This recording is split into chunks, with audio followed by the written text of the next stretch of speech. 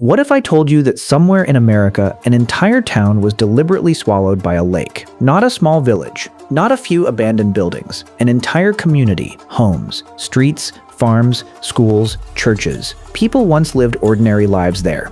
They woke up, went to work, raised families, argued with their neighbors, watched the seasons change, and then one day they were told to leave because their entire town was about to disappear. But here's the part that sounds almost impossible. The town didn't vanish because of an earthquake. It wasn't destroyed by a war. It wasn't buried by a volcano. It disappeared because humans built something enormous, and water slowly rose around it. The town was called St. Thomas.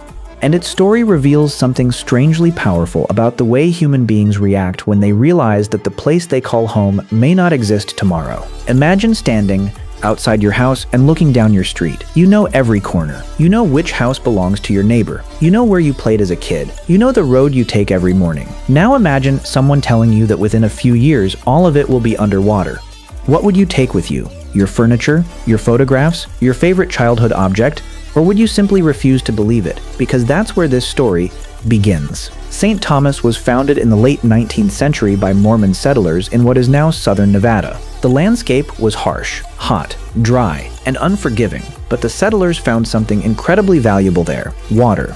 The community developed near the muddy river, allowing people to grow crops in a landscape that otherwise seemed almost impossible to farm. They planted fields, they built homes, they raised families, and slowly the settlement became a real community. There were roads, businesses, schools, churches. There was the ordinary rhythm of life. And that ordinary rhythm is important, because when we hear about a town disappearing, our brains imagine an abandoned place, empty buildings, broken windows, nobody around. But St.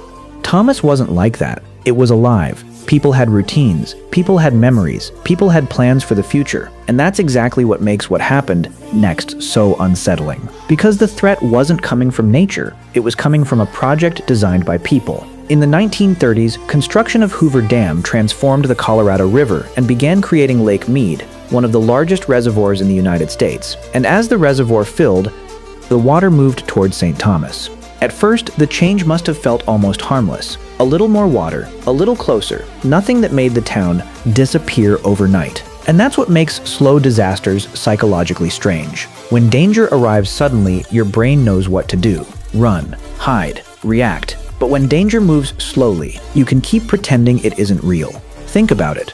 If someone told you your house would disappear tomorrow, you'd panic. But what if they told you it would disappear in 5 years? You'd probably continue living there. You'd go to school, go to work, celebrate birthdays, make dinner. Because 5 years feels like forever, until suddenly it's not. For the people of St. Thomas, the rising water became impossible to ignore. The town was eventually abandoned. Families packed their belongings. They left behind the place they had built.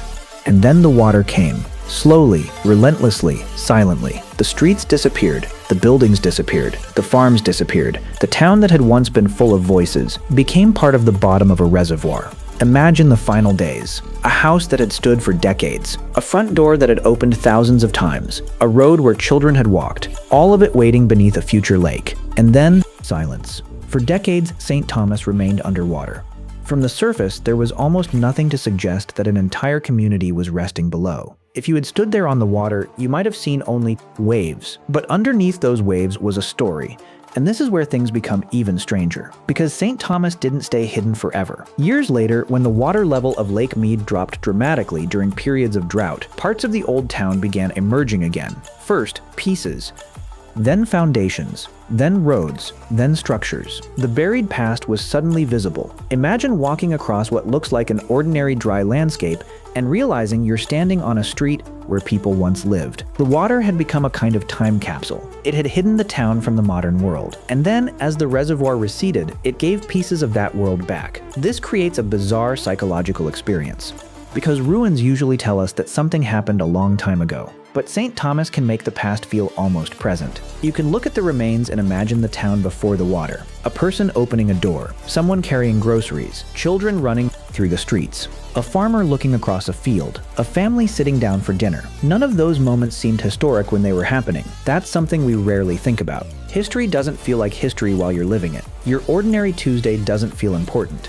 The walk to school doesn't feel important. The conversation at the dinner table doesn't feel important. The house you've lived in for years doesn't feel like a historical artifact. Until one day, it's gone. And that's the deeper story behind St. Thomas. It's not really about a town underwater. It's about how temporary everything feels when you look at it from far enough away. Imagine looking at your own life from 100 years in the future. Your bedroom, your neighborhood, your favorite restaurant, your school, the road you travel every day. What would remain? Maybe photographs, maybe a few buildings, maybe a name in an old document, maybe nothing at all. And that thought can feel uncomfortable, because human beings are wired to assume that the world around us will continue. We wake up tomorrow expecting our street to still be there. We expect our house to still be standing. We expect the places we know to remain familiar. That expectation gives us a sense of stability. But St. Thomas is a reminder that stability is often an illusion. The people who lived there didn't think they were living in a temporary town. They were building a future. They were planting crops for years ahead. They were raising children who would grow up there. They weren't preparing to become history. They were simply living. And yet, the future they imagined was eventually replaced by water. There's something else unsettling about the story. The town wasn't destroyed because everyone made a terrible decision. There wasn't one villain who decided to erase it. The reservoir was part of a much larger system. Water management, electricity, agriculture, cities, industry, millions of people could benefit from infrastructure that transformed the landscape. And St. Thomas became one of the places that paid the price. This is one of the strangest truths about civilization. Progress rarely feels like progress to everyone. For one person, a new road is opportunity. For another, it's the road that cuts through their family's land. For one community, a dam means water and electricity. For another, it means leaving home. The same project can be both a triumph and a loss. That's why stories like St. Thomas matter. They force us to ask a question we normally avoid. When we build the future, what happens to the past? And sometimes the answer is surprisingly literal. We put it underwater. But perhaps the most fascinating part is what happened inside the minds of the people who had to leave. Because leaving a home isn't just moving an object from one location to another. A home stores memory. You don't just remember the building. You remember who you were inside it. Your first day there. The people you knew. The meals you ate. The arguments you had. The celebrations. The quiet mornings. None of those moments seemed historic when they were happening. That's something we rarely think about. History doesn't feel like history while you're living it. Your ordinary Tuesday doesn't feel important. The walk to school doesn't feel important.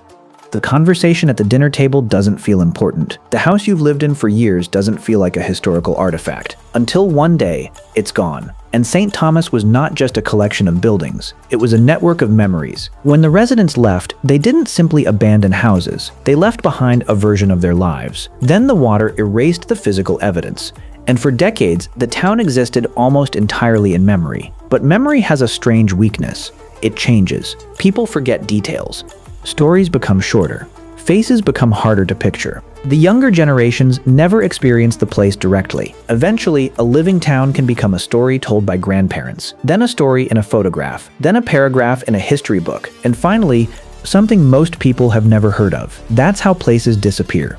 Not only physically, culturally, psychologically. They disappear when nobody remembers what they meant. But St. Thomas got a rare second chance. The falling water exposed pieces of it again. And suddenly, something that had existed mainly in memories became visible. Imagine the emotional contradiction. The town was gone, but there it was. The remains didn't bring the old community back. They couldn't. The people were older, gone, or living somewhere else. The homes weren't homes anymore. The streets weren't filled with people. But the landscape had become evidence. Proof that the town had existed. Proof that ordinary lives had happened there. And maybe that's why ruins affect us so deeply. They answer a question we all carry somewhere inside. Did any of this really happen? Did these people really live here? Did these conversations really happen? Did someone really stand in this exact place and dream about their future? The ruins say yes. They say, someone was here, but the landscape had become evidence. Proof that the town had existed. Proof that ordinary lives had happened there. And maybe that's why ruins affect us so deeply. They answer a question we all carry somewhere inside. Did any of this really happen? Did these people really live here? Did these conversations really happen? Did someone really stand in this exact place and dream about their future? The ruins say yes. They say, someone was here. From an old house. Maybe your favorite store closed. Maybe there's a road that looks completely different now. You might still remember it perfectly. The world changed, but inside your mind, the old version remains.